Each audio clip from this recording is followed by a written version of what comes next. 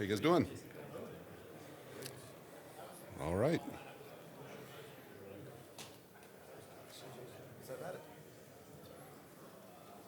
Jason, can you just talk about Haason Reddick coming to this organization and what he can do, not just to help your pass rush, but also some of these younger pass rushers, having an experienced guy that's been there and done that in your room? Well, first of all, really excited to have him. He's been an elite player. I think he's got a lot to prove. He's very hungry. I've really enjoyed the conversations we've had since we signed him. And, he's going to play to try to get another bite at the apple, which I like. So, and then, he's really excited to help the young guys, and he's talked about that, being a leader and all those things. So that's always going to help. And just excited what he can do for all those guys, for Yaya, for Kalijah, for Vita, Braswell, all of those guys will benefit from him. Did his year in New York cause you any hesitation from a character standpoint? Not from a character standpoint. Every situation is different. Everything, there's a story behind everything. I think it's behind him. In some ways, I was kind of excited and gave us an opportunity to potentially get, great value. And I'm rooting for him to have a great year.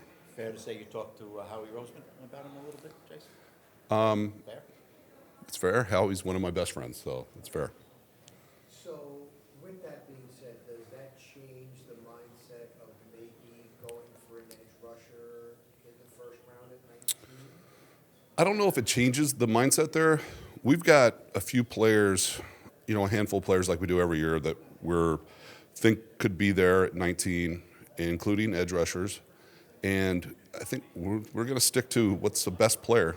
And, if it happens to be an edge rusher, it's an edge rusher. Jason, do you foresee Tyke Smith maybe moving back to a natural safety position instead of the slot with the move forward? It's definitely something Todd's talked about. And, you don't want to load up a rookie with too much. And I think Tyke, having a year under his belt, can handle a lot more. And it just kind of depends on how the construction of the roster continues here after the draft. But it could be a possibility. What does it say about him to want to go to Todd and say, hey, as a nickel, I'm on the field 75% of the time. You put me in safety, I'll be on the field 100% of the time, essentially. He's definitely wired the right way. He wants to play all the time. And, so does a lot of our young players and older players. But our young players, that's a quality that we like in them. They want to see, do whatever they can to get on the field as much as they can. How you feeling about the corner position, Jason, and what's the draft have to offer at cornerback? Yeah, there's a lot. It's pretty good draft there throughout the entire draft.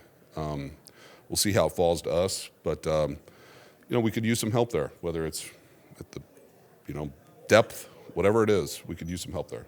So you're thinking about those 7 interceptions, right? It tells you right there.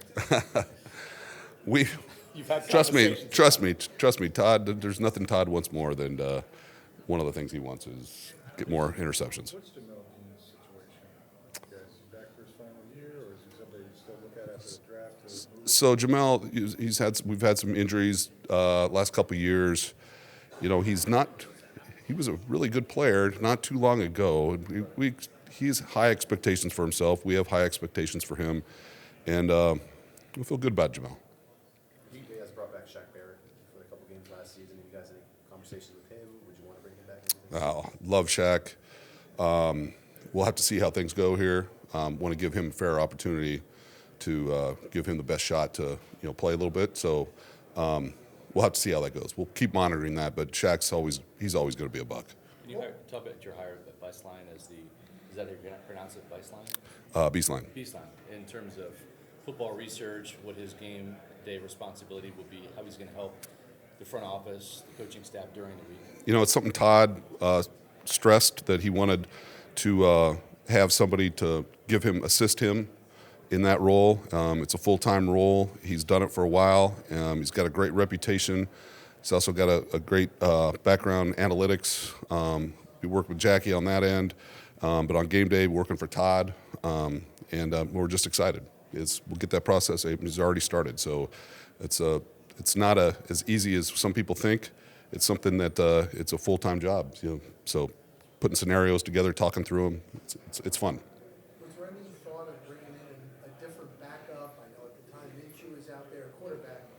what was the reasoning bringing Kyle Trask again? Because we really like Kyle. And we know Kyle better than anybody. And a couple years ago, there was a quarterback battle, and he did very well. And just because he hasn't had the experience doesn't necessarily mean that he's not the right person.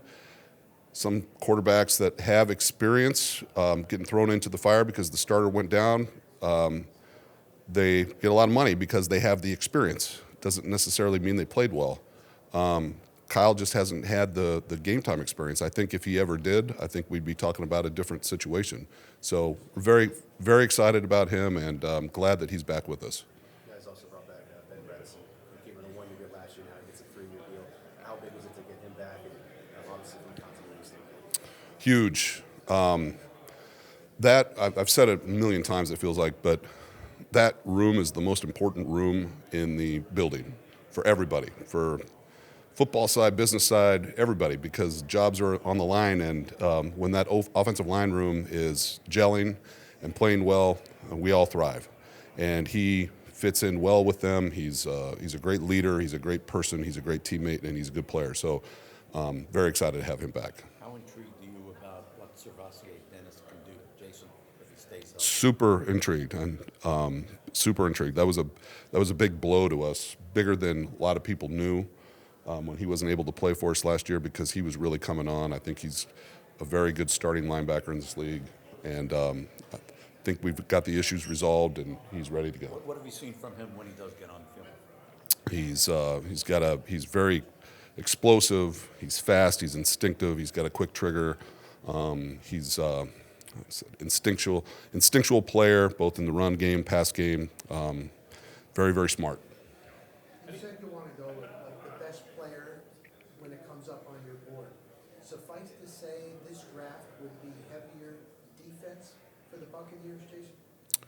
Yeah, but it doesn't. Sometimes it doesn't work out that way. Yes, suffice to say that, but it doesn't. You know, the draft falls, and there's going to be a lot of curveballs that happen. So, but yes. How do you feel about the overall depth at corner? You mentioned Dean before, but some of the guys behind him that were signed this offseason. Good. I think we've made improvements, and we're in a better place than we were last year. Jason, the Philadelphia Eagles tush push is a hot topic of debate right now. Like, do you feel one way about it the other? Do you feel like it should be banned? Do you think okay with the play? Thoughts on it? I'll probably refrain from giving my opinion, but I'll say, hey, kudos to them. They've mastered it. They're very good at it. We happened to stop it once, but kudos to them.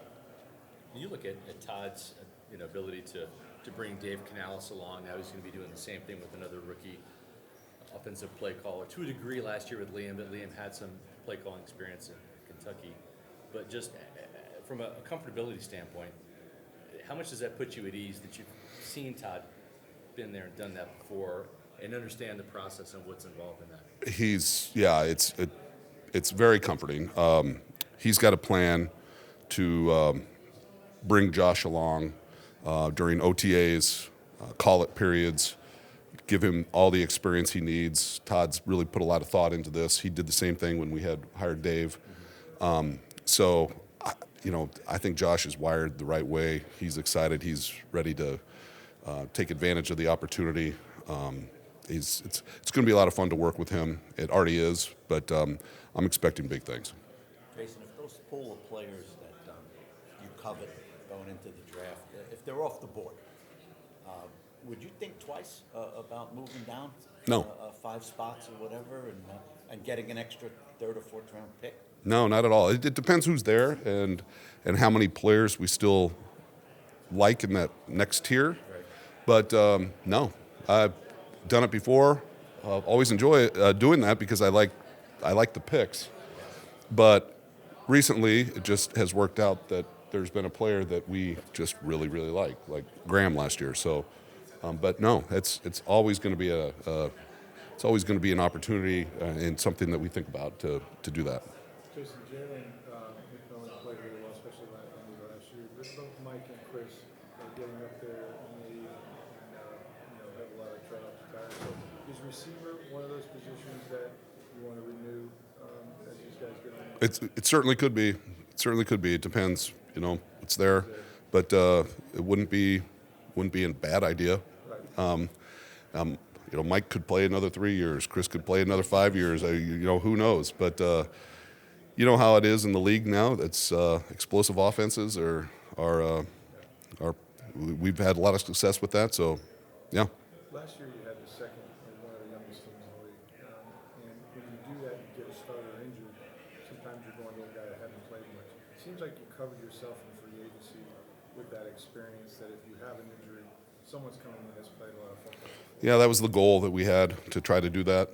And we got some good play out of our tight ends down the stretch too. And and then Bucky came on the stage, and Rashad, we still think he's a very, very good player. Sean Tucker, I'm excited to get things going.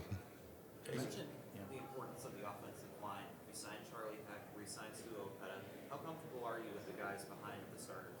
Good, very good. I love old linemen, though. I mean, it's like if there's one there that we've got our eye on a few. That doesn't take away from what I feel about the guys that we currently have. So, but I feel very good about our offensive line right now. Feel the same way maybe about defensive tackle, Jason? It's not a gaping need. No, but this draft has some. It does, and you've seen the good teams recently. They play in waves, and you want to keep the guys fresh. It's like watching what John Cooper does with the Lightning. So it can be it could be to your advantage to have as many good defensive linemen as possible. Jason, I know you have a lot going on. You don't have to reflect on it, but this being the 50th season for the Buccaneers, what does that mean to you? Well, it's awesome that I'm here for that. There are times I thought I'd make it to the 44th season. So it's awesome to be a part of it. I'm really looking forward to watching this. How this, there's documentary, and it's really a cool to be a part of it. Yeah. Jason, what led you to breaking the news of Sterling Shepard signing? It's become a annual tradition for my front office and I to, at the end of that first week of free agency, where we're all just beat up and spent, to take a couple hours and go out and on the water, and for me to sign somebody there and break the news. So it was John Walford last year, and Sterling was the beneficiary this year. So Okay. Thanks, Jason. Thanks, Jason. thanks, guys. Appreciate it.